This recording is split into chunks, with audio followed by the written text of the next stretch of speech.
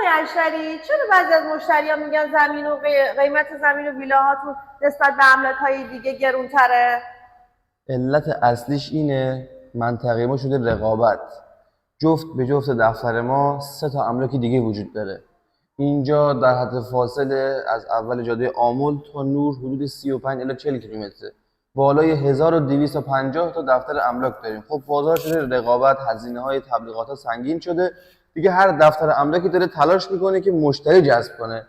ببینید زمانی که شما میری استعلام یه قیمتی رو از یه املاکی دیگه میگیری، در صورتی که توی دفتر دیگه پسند کردی، قطعا طرف میاد میگه من ملکو برات پایینتر میگیرم و حالا بنا به دلایلی شما رو از دفتر املاکی که رفتی دور میکنه، میبره دفتر خودش و فایل خودش ارائه میده. حالا میخوام یه فرمول بهتون بگم که دیگه نیازی نباشه برای استعلام قیمت برین دفاتر دیگه.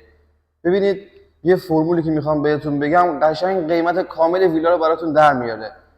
اول اینکه زمین اون ویلایی که تو اون منطقه قرار داده رو قیمتش رو در میارین به اضافه هزینه ساختی که شده. حالا یه بنای فلته که متری 6 تا 7 تومن یا دوبلکس بین 8 تا 10 تومن ساخته میشه. متریالش رو ببینید متوجه ساختش تا حدودی میشین. به اضافه 20 الی 30% سود سازنده. همه اینا رو جمع کنین قیمت کامل ویلا در میاد. یه نکته دیگه هم بهتون بگم، اینجا شماله، هیچ وقت قیمت ها پایین نمیاد چون متقاضی غیر بومی داره و ما روز به روز افزایش قیمت رو توی این منطقه داریم.